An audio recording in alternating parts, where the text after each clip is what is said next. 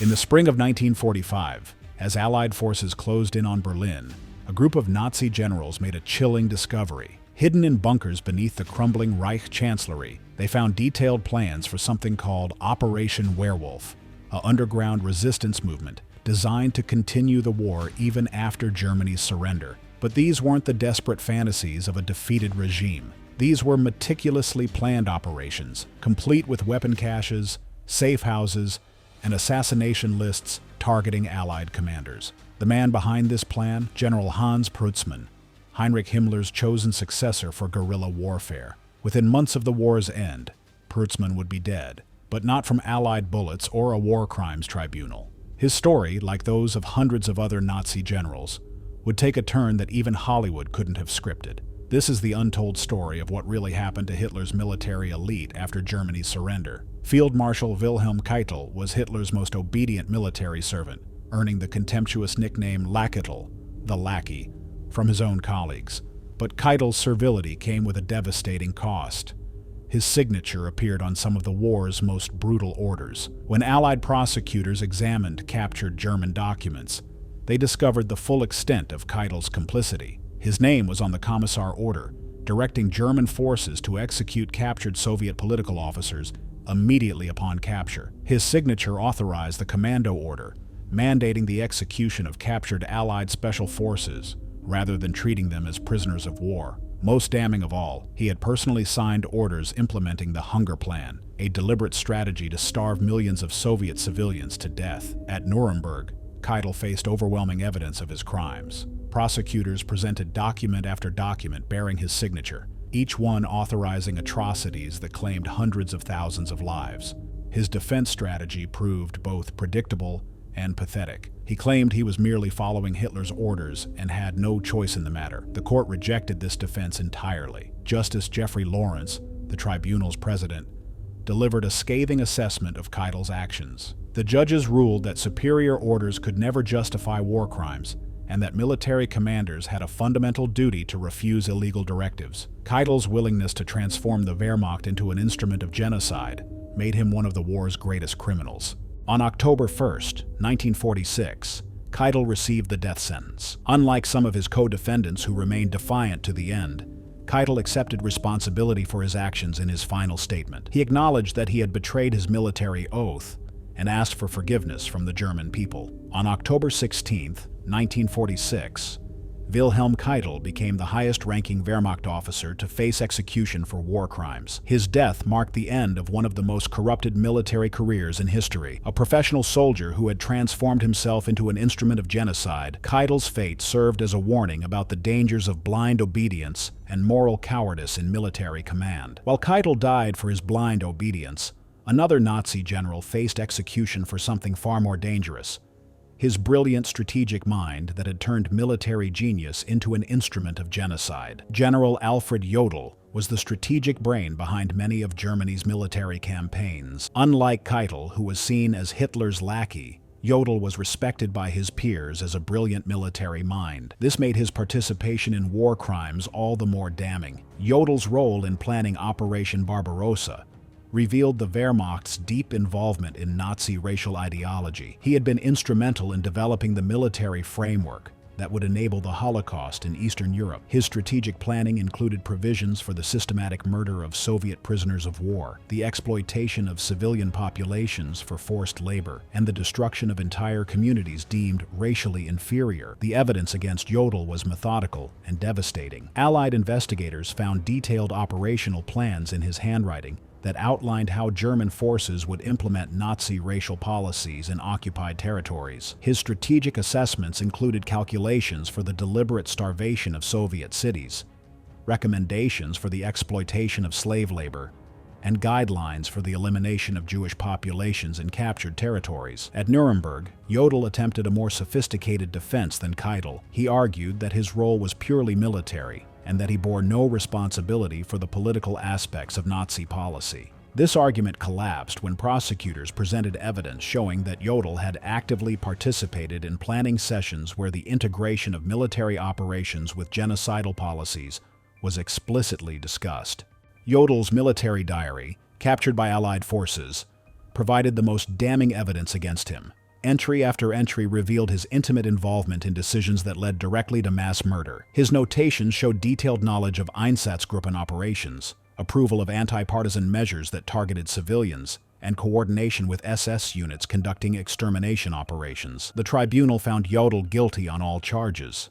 Like Keitel, he received the death sentence and was executed on October 16, 1946. His death eliminated one of the most capable strategic minds in the German military, but also removed a man who had used his talents to enable genocide on an unprecedented scale. Years later, a German court would posthumously overturn Jodl's conviction, arguing that he had acted as a soldier rather than a criminal. This decision sparked international controversy and highlighted the ongoing struggle within Germany to confront its Nazi past. The rehabilitation of Jodl's reputation revealed how post-war German society often preferred to remember its military leaders as professional soldiers rather than acknowledge their complicity in atrocities. But what happens when military brilliance becomes more valuable than justice? The next case will show you how one of Hitler's most capable generals turned mass murder into a ticket to freedom and respectability. Field Marshal Erich von Manstein was widely regarded as Germany's finest tactical commander. He was the architect of the successful German offensive through the Ardennes in 1940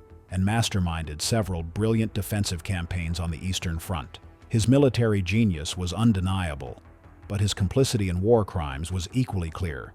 As commander of the 11th Army during the invasion of the Soviet Union, Manstein oversaw operations in the Crimea, where hundreds of thousands of Soviet prisoners of war were deliberately starved to death. His forces participated in the siege of Sevastopol, where civilian populations were systematically targeted. Most damaging of all, Einsatzgruppe D operated within his area of command, murdering over 90,000 Jews and Soviet officials with his full knowledge and cooperation. Captured German documents revealed the extent of Manstein's involvement in atrocities. His operational orders included specific provisions for the harsh treatment of Soviet prisoners and the elimination of Bolshevik Jewish elements in captured territories. His headquarters maintained regular communication with SS Einsatzgruppen, coordinating military operations with extermination activities.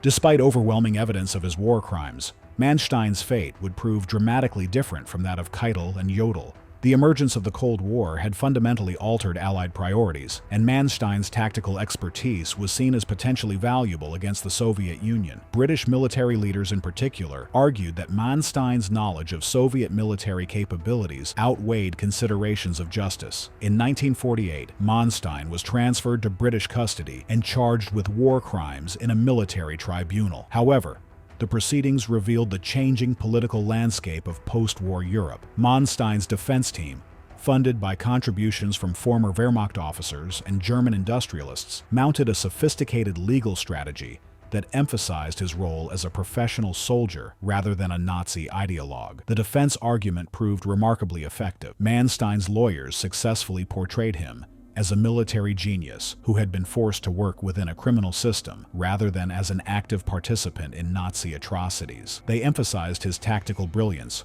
while downplaying evidence of his knowledge and cooperation with SS extermination units. The tribunal's verdict reflected these political considerations. Despite clear evidence of war crimes, Manstein received only an 18-year prison sentence, which was later reduced to 12 years. He was released in 1953, having served less than 8 years for crimes that had cost hundreds of thousands of lives. Manstein's post-release life revealed the extent of his rehabilitation. He became a consultant to NATO forces, advising Western military leaders on Soviet tactical doctrine and defensive strategies. His memoirs, Lost Victories, became a bestseller and helped establish the myth of the clean Wehrmacht, the idea that German military leaders had fought a professional war while remaining separate from Nazi political crimes. The case of Erich von Manstein illustrates how military genius and political expedience could trump justice in the post-war world. A man who had enabled mass murder through his tactical brilliance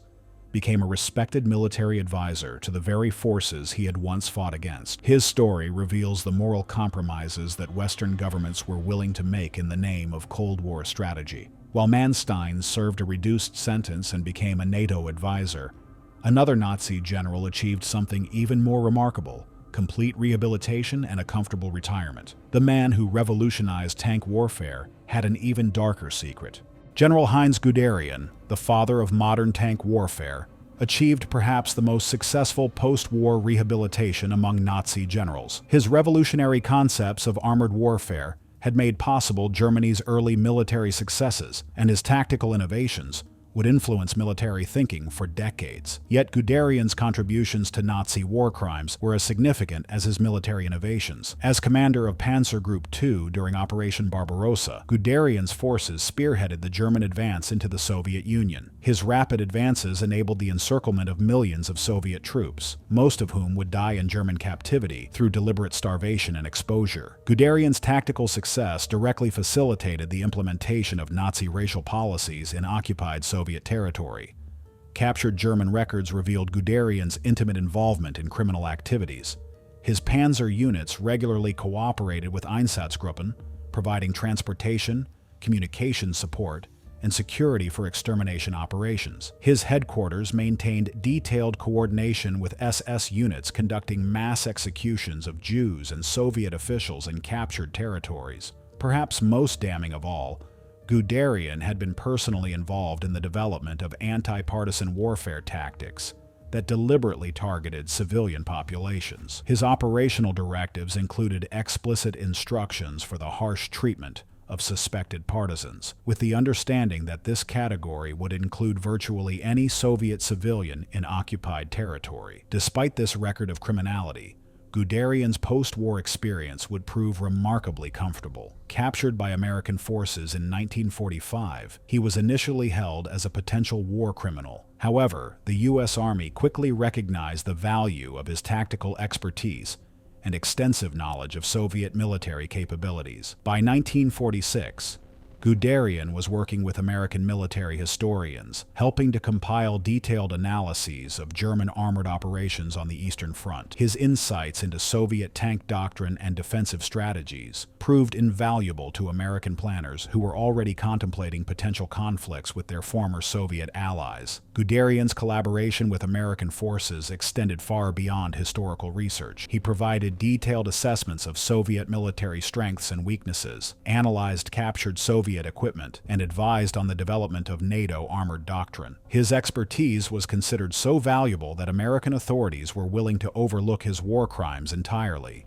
The rehabilitation of Guderian was remarkably complete. Not only did he avoid prosecution, but he was also given a platform to shape both military doctrine and historical understanding of the Eastern Front. His memoirs, Panzer Leader, became one of the most influential military books of the post-war era, presenting Guderian as a professional soldier who had revolutionized warfare while remaining separate from Nazi political crimes. Guderian's version of events proved highly influential in shaping Western understanding of the Eastern Front. He portrayed German operations as purely military endeavors, minimizing the Wehrmacht's involvement in atrocities and emphasizing the professional nature of German military leadership. This narrative served both American strategic interests and Guderian's personal reputation. The success of Guderian's rehabilitation was demonstrated by his post-war career. He became a respected military advisor, consulted regularly by NATO planners, and achieved recognition as one of history's great military innovators. He lived comfortably in West Germany until his death in 1954,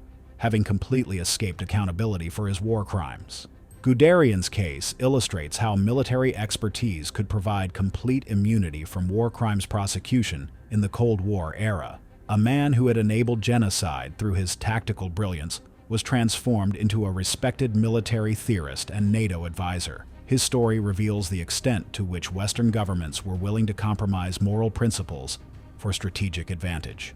While Guderian lived comfortably as a respected military theorist, one Nazi general faced the same evidence of war crimes and made a dramatically different choice, one that would shock even his enemies. Field Marshal Walter Model, known as Hitler's fireman for his ability to stabilize collapsing fronts, chose a path that reflected both his military honor and his complicity in Nazi crimes.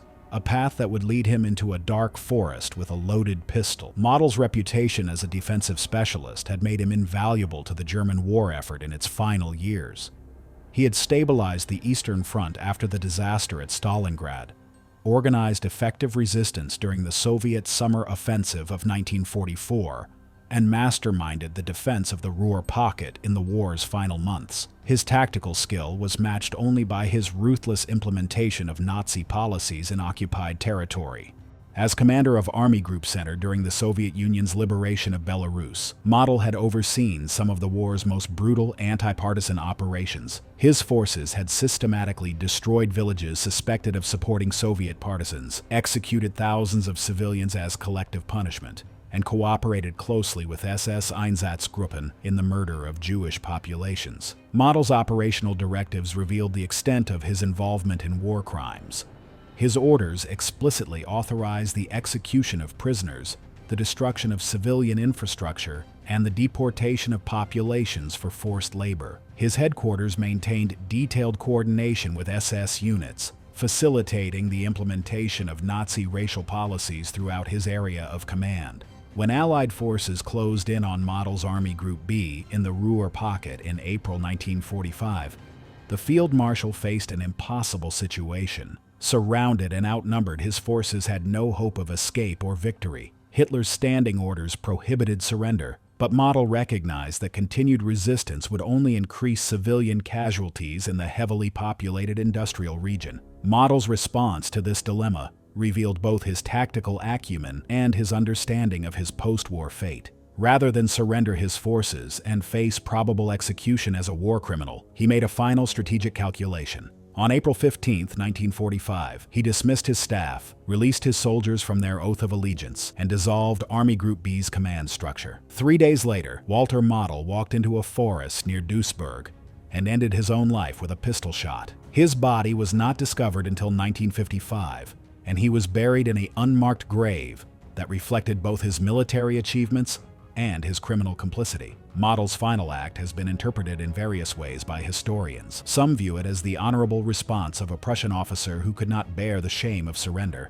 Others see it as the desperate act of a war criminal who chose death over accountability. The truth likely encompasses both interpretations. Jodl was simultaneously a skilled military commander and a willing participant in Nazi atrocities. His decision to dissolve Army Group B rather than fight to the last man may have saved thousands of civilian lives in the Ruhr region. This final act of military responsibility stood in stark contrast to his wartime complicity in mass murder, revealing the complex moral landscape in which Nazi generals operated. Jodl's fate illustrates the choices available to Nazi commanders in the war's final moments. Unlike colleagues who sought survival through surrender or collaboration, he chose a path that avoided both accountability and the possibility of post-war rehabilitation. His death eliminated one of Germany's most capable military minds, while also removing a man who had enabled genocide on the Eastern Front. Jodl chose death over dishonor, but the highest-ranking Nazi naval officer chose to face Allied justice. His trial would reveal how even naval commanders, seemingly removed from the worst atrocities on land, were deeply complicit in Nazi crimes. Grand Admiral Erich Raeder, commander of the German Navy until 1943, was the highest-ranking Nazi naval officer to face Allied justice. His case revealed how even naval commanders, seemingly removed from the worst Nazi atrocities on land, were deeply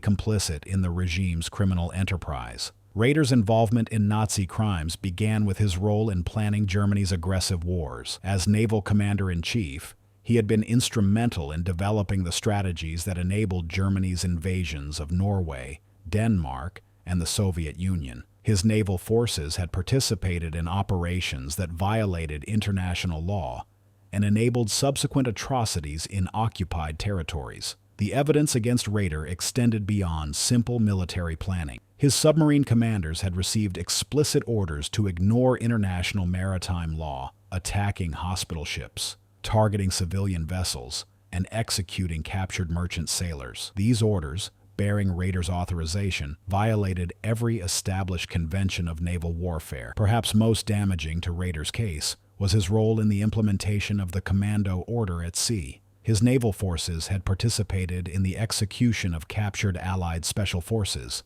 including survivors of commando raids and downed air crews. These executions were systematic and deliberate, carried out on Raeder's explicit orders. At Nuremberg, Raeder faced charges of crimes against peace, war crimes, and conspiracy to commit crimes. The prosecution presented overwhelming evidence of his personal involvement in planning aggressive wars and authorizing violations of international law. His defense team attempted to portray him as a traditional naval officer who had maintained professional standards despite political pressure. This defense strategy proved partially successful. While the tribunal found Raeder guilty on the first two charges, they acquitted him of crimes against humanity, accepting the argument that his role was primarily military rather than political. However, his conviction for planning aggressive wars and committing war crimes still carried severe consequences. On October 1, 1946, Raeder received a life sentence, making him one of only 3 defendants to receive this punishment. The tribunal's decision reflected their recognition of his central role in enabling Nazi aggression, while acknowledging that his crimes were less extensive than those of his army colleagues. Raeder's imprisonment proved less permanent than intended. By the early 1950s, pressure was mounting for the release of imprisoned Nazi war criminals, driven by Cold War considerations and German political pressure. In 1955, citing Raeder's advanced age and deteriorating health, Allied authorities released him after serving only 9 years of his life sentence. Raeder's post-release life revealed the extent of his unrepentant attitude toward his wartime service. He wrote memoirs that defended his actions and criticized the Nuremberg trials as victor's justice. His writings minimized German war crimes, while emphasizing the professional nature of naval warfare under his command. The case of Erich Raeder demonstrates how even naval commanders, traditionally seen as bound by international conventions, became instruments of Nazi criminality. His willingness to abandon established naval traditions in service of Nazi ideology revealed the extent to which the regime had corrupted all branches of the German military. His relatively lenient treatment compared to his army colleagues reflected both the different nature of his crimes and the changing political climate of the 1950s. While he avoided execution, his conviction established important precedents for the prosecution of military leaders who enable aggressive wars through their professional expertise. While Raeder served his sentence and wrote unrepentant memoirs, thousands of other Nazi commanders simply vanished. But what happens when a war criminal successfully disappears for over 20 years? The next story will show you how easy it was to become invisible in post-war Europe. General Otto Wohler was among the thousands of Nazi military commanders who simply vanished into the chaos of post-war Europe, avoiding both justice and historical accountability. As commander of the 8th Army on the Eastern Front, Wohler had overseen operations that resulted in the deaths of hundreds of thousands of Soviet soldiers and civilians. Yet his post-war fate remained mysterious for decades. Wohler's wartime record was particularly brutal, even by Eastern Front standards. His forces had participated in the siege of Stalingrad, where deliberate targeting of civilian areas had killed tens of thousands of non-combatants. His army had implemented scorched earth tactics during the German retreat, systematically destroying infrastructure and murdering civilians to deny resources to advancing Soviet forces. The evidence of Wohler's war crimes was extensive. Captured German documents revealed his personal involvement in authorizing the execution of prisoners, the deportation of civilians for forced labor, and the systematic destruction of occupied territories. His headquarters had maintained close cooperation with SS Einsatzgruppen, facilitating mass executions of Jews and Soviet officials. When Germany surrendered in May 1945, Wohler was among the thousands of German officers who disappeared rather than surrender to Allied forces. Unlike high-profile commanders who were quickly identified and captured, Wohler successfully evaded Allied authorities and vanished into the displaced persons camps and refugee streams that clogged post-war Europe. For over a decade, Wohler's fate remained unknown. Soviet authorities included him on their list of wanted war criminals, while Western intelligence agencies occasionally reported possible sightings in various parts of Europe and South America. His ability to remain hidden reflected both the chaos of post-war Europe and the extensive networks that helped Nazi officials escape justice. The mystery of Wohler's disappearance was finally solved in the 1960s, when investigators discovered that he had been living quietly in Bavaria under an assumed identity. Working as a clerk in a small town, he had successfully hidden his true identity for nearly 2 decades while living within a few hundred miles of his former headquarters. When finally confronted with evidence of his identity, Wohler's response revealed the mindset of many escaped Nazi commanders. He expressed no remorse for his wartime actions and claimed that he had simply been following orders in a conventional military conflict. His inability to acknowledge the criminal nature of his actions reflected the psychological mechanisms that had enabled Nazi atrocities. By the time of Wohler's discovery, political considerations had changed dramatically. West German authorities showed little interest in prosecuting elderly Nazi war criminals, particularly those whose crimes had been committed on the Eastern Front against Soviet victims. Cold War politics made it easier to ignore past crimes than to pursue justice that might complicate relations with NATO allies. Wohler lived quietly in Bavaria until his death in 1987. Having successfully evaded accountability for over 4 decades. His case illustrates how ordinary Nazi commanders could disappear into post-war society, living comfortable lives while their victims remained unburied and their crimes unacknowledged. The story of Otto Wohler represents thousands of similar cases. Nazi military commanders who avoided justice through anonymity rather than collaboration or political value. Their successful escapes highlighted the limitations of post-war justice and the extent to which political considerations trumped moral imperatives in the Cold War era. Some Nazi generals like Wohler successfully disappeared into anonymity, but others found their salvation through a different route entirely, becoming valuable assets to the very nations they had fought against. The Cold War created opportunities for rehabilitation that would have been unthinkable just years earlier, transforming war criminals into trusted allies in the struggle against Soviet communism. General Reinhard Gehlen achieved the most successful transformation of any Nazi military leader from war criminal to Cold War ally. As head of Foreign Armies East, the Wehrmacht's intelligence service for the Soviet Union, Gehlen possessed detailed knowledge of Soviet military capabilities that proved invaluable to American intelligence agencies, struggling to understand their former ally turned adversary. Gehlen's wartime record was deeply criminal. His intelligence service had provided crucial support to Einsatzgruppen operations, identifying Jewish and communist officials for execution. His agents had coordinated with SS units in implementing the Holocaust in Eastern Europe, providing lists of targets and facilitating mass murder operations. His intelligence assessments had been used to justify some of the war's worst atrocities, including the deliberate starvation of Soviet prisoners of war. Despite this record of complicity in genocide, Gehlen's post-war fate would prove dramatically different from his peers. Recognizing the inevitable defeat of Nazi Germany, Gehlen had prepared for the post-war world by microfilming his entire intelligence archive on the Soviet Union. These documents, containing thousands of pages of military secrets, agent networks, and strategic assessments, became his ticket to survival and rehabilitation. When captured by American forces in May 1945, Gehlen immediately offered his services and his intelligence treasure trove to the U.S. Army. His proposal was audacious.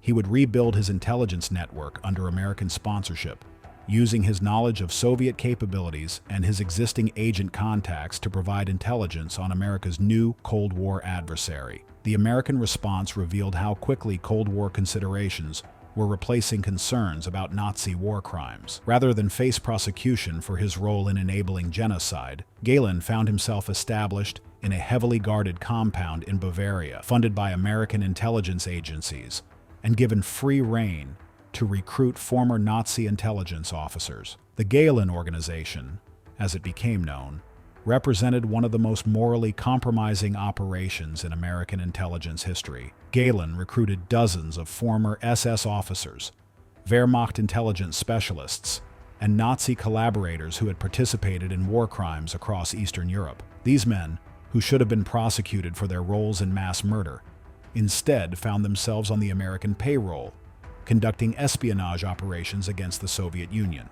The organization's activities extended far beyond simple intelligence gathering. Gehlen's agents conducted sabotage operations in Eastern Europe, supported anti-communist resistance movements, and facilitated the escape of Nazi war criminals to South America. The moral implications were staggering. American taxpayers were funding operations conducted by men who had participated in the Holocaust. Gehlen's success in transforming himself from Nazi war criminal to CIA asset was remarkable. By 1956, his organization had become the foundation of West Germany's new intelligence service, the BND, with Gehlen as its first director. A man who had enabled genocide was now trusted with protecting German democracy and serving NATO's intelligence needs. The long-term consequences of Gehlen's rehabilitation extended far beyond individual moral compromise. His influence on Cold War intelligence operations was profound, shaping American understanding of Soviet capabilities and intentions for decades. His network's reports, often based on questionable sources and influenced by Nazi ideological assumptions, contributed to American overestimation of Soviet military strength and aggressive intentions. Perhaps most troubling was Gehlen's role in shaping historical narratives about the Eastern Front. His memoirs and interviews with American intelligence officers helped establish the myth of professional Wehrmacht intelligence operations, minimizing the military's complicity in Nazi atrocities while emphasizing their anti-communist credentials. Gehlen lived comfortably in West Germany until his death in 1979, having successfully transformed himself from Nazi war criminal to respected intelligence professional. General Hans Speidel's post-war career represents perhaps the most complete rehabilitation of any Nazi military commander. From his wartime role as a Wehrmacht staff officer to his position as a founding commander of NATO, Speidel's transformation illustrates how Cold War politics could completely erase the moral stigma of service to the Nazi regime. Speidel's wartime service had been extensive and criminal. As Chief of Staff to Field Marshal Erwin Rommel during the construction of the Atlantic Wall, he had overseen the use of forced labor from concentration camps to build German fortifications. His administrative efficiency had enabled the systematic exploitation of prisoners of war and civilian deportees in constructing Germany's coastal defenses. During his service on the Eastern Front, Speidel had been complicit in implementing Nazi racial policies. His staff work had facilitated anti-partisan operations that systematically targeted civilian populations, and his administrative support had enabled Einsatzgruppen operations in occupied Soviet territory. His detailed knowledge of these activities made him a potential war criminal by any reasonable standard. However, Speidel possessed several advantages that many of his peers lacked. His involvement in the July 20th, 1944 plot against Hitler provided him with anti-Nazi credentials that could be emphasized while his complicity in war crimes was minimized. His reputation as a competent staff officer, rather than a field commander, made it easier to portray him as a professional soldier rather than a war criminal. Most importantly, Speidel's extensive knowledge of Soviet military doctrine and German defensive strategies made him invaluable to Western military planners. His understanding of both German and Soviet military thinking provided insights that American and British commanders desperately needed as the Cold War intensified. Speidel's rehabilitation began during his captivity by Allied forces. Rather than face prosecution for war crimes, he was recruited as a military advisor to American occupation authorities. His analyses of Soviet military capabilities and recommendations for Western European defense proved so valuable that his wartime record was essentially ignored. By 1950, Speidel was working openly with NATO planners, helping to develop the alliance's early strategic concepts. His expertise in defensive warfare and understanding of Soviet military doctrine made him instrumental in creating NATO's force structure and operational plans. The moral implications were extraordinary. A former Nazi staff officer was now trusted with defending democratic Europe against Soviet expansion. Speidel's appointment as commander of NATO's Central European Forces in 1957 marked the complete success of his rehabilitation. Less than 15 years after serving the Nazi regime, he was now commanding the military forces of democratic nations in defense of Western values. His transformation from Nazi collaborator to NATO commander represented one of the most remarkable individual rehabilitations of the Cold War era. The case of Hans Speidel illustrates how professional competence and strategic value could completely overcome moral considerations in the post-war world. His technical expertise and anti-communist credentials enabled him to escape accountability for his wartime crimes while achieving positions of extraordinary trust and responsibility. Speidel's successful rehabilitation also reveals the extent to which Western governments were willing to compromise their stated values for strategic advantage. The man trusted to defend democracy in Europe had previously served a regime dedicated to destroying democratic institutions and committing genocide. His post-war memoirs carefully crafted a narrative that emphasized his professional military service while minimizing his complicity in Nazi crimes. This version of events became widely accepted, contributing to the myth of the clean Wehrmacht and obscuring the extent of military involvement in Nazi atrocities. Speidel lived as a respected military leader and NATO commander until his death in 1984, having completely escaped accountability for his wartime actions. His case demonstrates how Cold War necessities could transform war criminals into trusted allies and respected leaders in the defense of Western democracy. General Gotthard Heinrici, known as the Defensive Lion for his tactical brilliance in defensive warfare, represents another category of Nazi generals who successfully transitioned to comfortable post-war lives through a combination of military competence and political pragmatism. His case illustrates how technical expertise could provide protection from war crimes prosecution, even when evidence of criminal activity was clear. Heinrici's wartime record combined tactical brilliance with systematic criminality. As commander of the Fourth Army during Operation Barbarossa, his forces had participated in the encirclement and destruction of massive Soviet formations, leading to the capture of millions of Soviet soldiers who would die in German captivity through deliberate starvation and exposure. His defensive operations during the Soviet counteroffensives of 1943 to 1945 had been marked by systematic war crimes against civilian populations. Heinrici's forces had implemented scorched earth tactics that destroyed entire communities, executed suspected partisans without trial, and deported civilians for forced labor. His operational directives had explicitly authorized the harsh treatment of Soviet prisoners and the collective punishment of civilian populations. Despite this record of criminality, Heinrici's post-war experience proved remarkably comfortable. Captured by British forces in 1945, he was initially detained as a potential war criminal. However, his reputation as one of Germany's most skilled defensive tacticians made him valuable to British military planners who were already considering potential conflicts with the Soviet Union. By 1947, Heinrici was working with British military historians, providing detailed analyses of German defensive operations on the Eastern Front. His insights into Soviet offensive tactics and German defensive strategies proved invaluable to British planners, developing contingency plans for potential conflicts in Central Europe. Heinrici's collaboration with British authorities extended beyond historical research. He provided assessments of Soviet military capabilities, analyzed captured Soviet equipment, and advised on defensive preparations for Western European forces. His expertise was considered so valuable that British authorities were willing to overlook his war crimes entirely. The rehabilitation of Heinrici was facilitated by his personal demeanor and apparent lack of Nazi ideological commitment. Unlike more fanatical Nazi commanders, Heinrici presented himself as a professional soldier who had served his country rather than the Nazi Party. This narrative, while historically questionable, proved politically convenient for British authorities seeking to justify their use of his expertise. Heinrici's release from British custody in 1948 marked the beginning of a comfortable retirement in West Germany. He lived quietly, avoiding public attention while maintaining contacts with other former Wehrmacht officers.